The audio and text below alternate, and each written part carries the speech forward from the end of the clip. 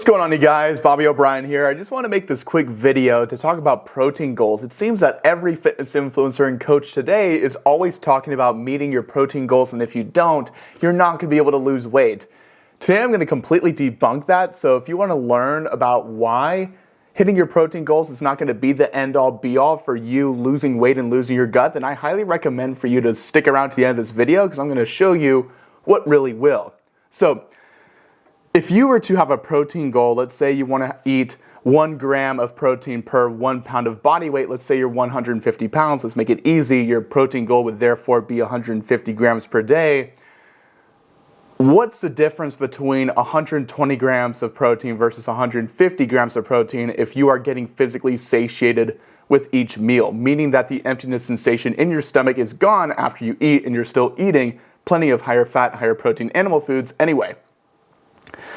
Really, there's no difference because you don't want to overeat anything. You certainly can't do this if you're just pushing for quantity. That's what happens whenever you are solely focused on the sheer amount of food that you're eating. Plus, when it comes to protein goals too, a lot of people account for plant-based protein when plant-based protein doesn't have all 9 essential amino acids.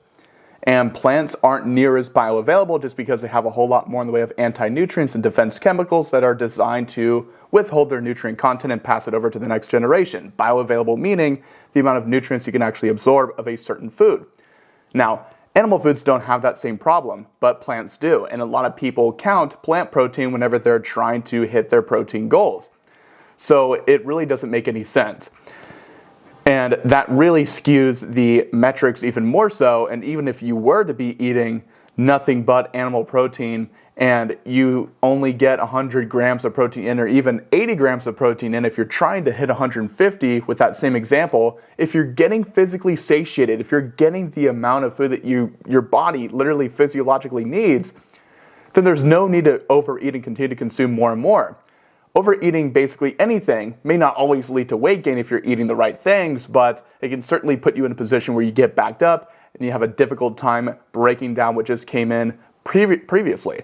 So honestly, I would not recommend to overthink the whole mantra that is hitting your protein goals and hitting your macros. If you're eating high quality foods, if you're checking the box of eating animal protein and eating animal based foods every single time you eat, and you're eating naturally sourced carbohydrates such as fruits and vegetables that work well with your particular weight loss goal, then there's really no need to track anything.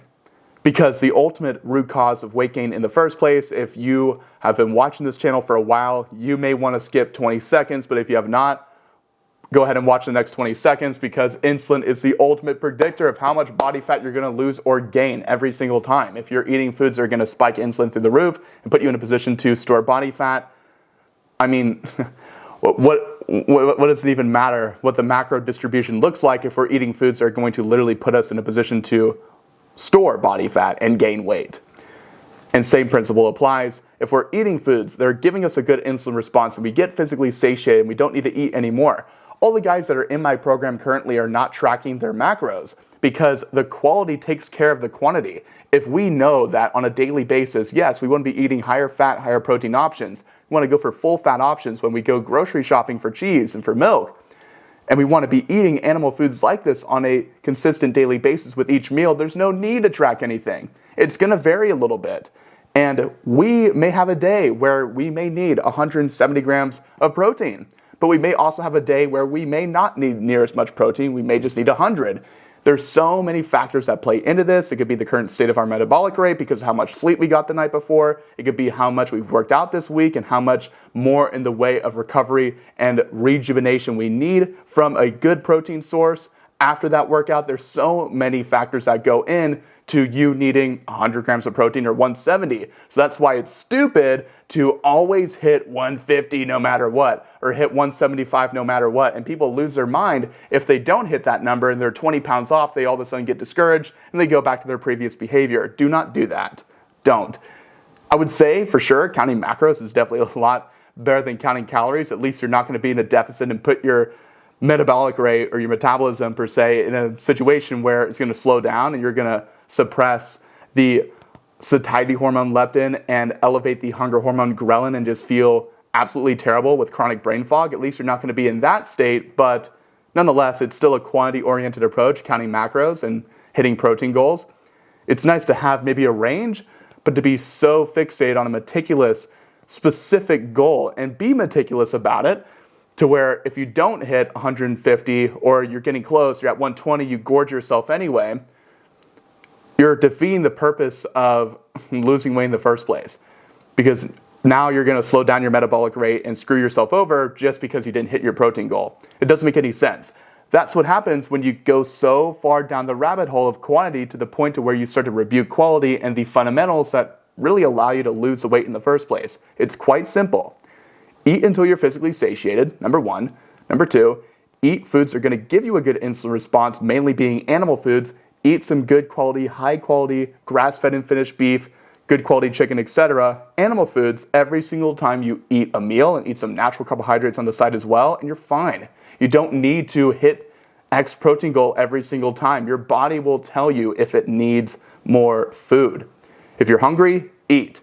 If you're not hungry, don't eat and take advantage of it. That's probably a sign that you're already getting satiated by eating away at your own body fat stores, which would be interrupted if you were at 120 grams of protein. I gotta get to 150. I'm just gonna gorge myself. It's 7 p.m. I'm just gonna try and get it in. Now you're gonna disrupt that process. Don't let that happen. Don't be that person. Don't get fixated on the protein goal. Just focus on getting a good insulin response. All these guys have come into my program. Dion, that's lost 12 pounds in his first month. Joel, who's lost 50 pounds in 5 months. Steve, who lost 20 pounds in his first month. All these guys were not tracking their macros meticulously. We were clearly focusing on the quality of their food and the hormonal implications of the foods they were eating, and that was enough. So that's it for this video. Feel free to leave a like, comment, and subscribe. Click the first link on the top of the video description if you would like to speak with me directly to see if I can help you lose weight consistently and lose your gut for good. But other than that, I will see y'all in the next video.